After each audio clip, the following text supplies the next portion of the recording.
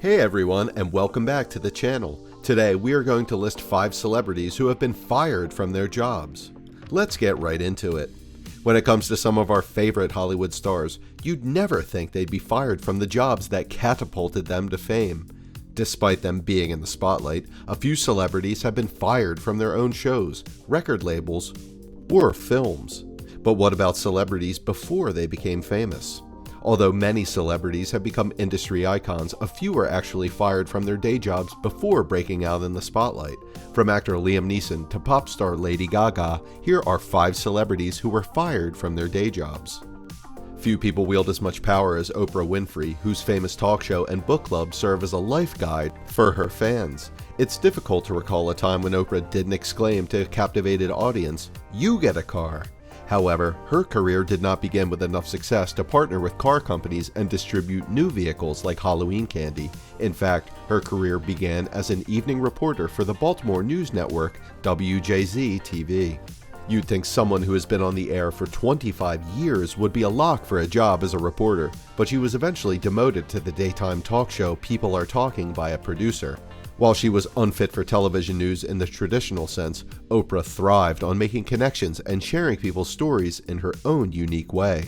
A passion for reporting, combined with a deep emotional investment, resulted in the ideal television success cocktail. J.K. Rowling hasn't been shy about discussing her personal struggles prior to the phenomenal success of the children's series Harry Potter. Harry, who is now a worldwide phenomenon, helped Rowling recover from a period of grief, poverty, and depression. She decided to pursue publishing her work after losing her job as a secretary at London's Amnesty International for writing stories in the office. After completing the first installment of the fantasy series, the debut novel was rejected by 12 publishers before being accepted by Bloomsbury. Rowling was wise to pursue her creative passions as the first author to become a billionaire in the face of the most successful fantasy series in history. Despite the occasional Twitter gaffe, the world continues to celebrate Rowling's unrivaled imagination.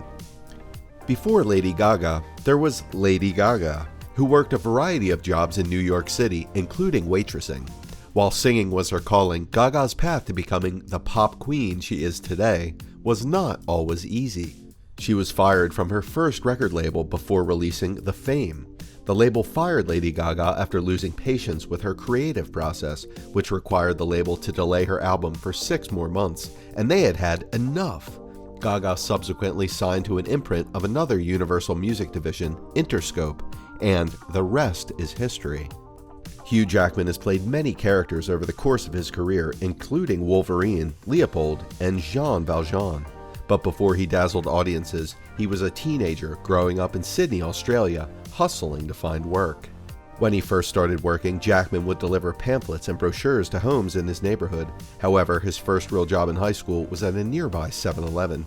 While he claims to have excellent customer service skills, his manager eventually fired him for being a chatterbox.